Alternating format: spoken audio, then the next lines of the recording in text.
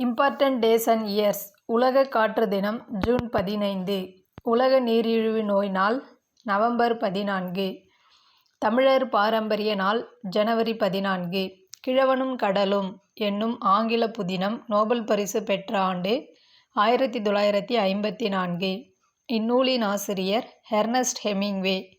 Rio நகரில் மாற்றுத்திறனாளிகள் Olympic போட்டி நடைபெற்ற ஆண்டு 2016. தமிழ்நாட்டை சேர்ந்த மாரியப்பன் உயரம் தாண்டுதல் போட்டியில் தங்கப்பதக்கம் பெற்றார்.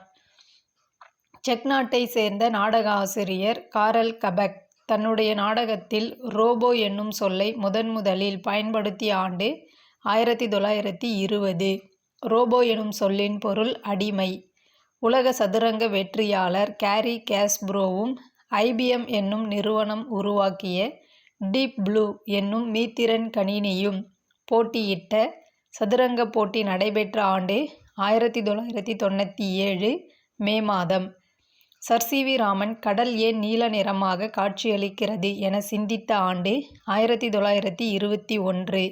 Sir CV. ராமன் ராமன் விளைவு வெளியிட்ட ஆண்டு 1928. இது இந்தியாவிற்கு அறிவியலுக்கான முதல் நோபல் பரிசை பெற்றுத்தந்தது.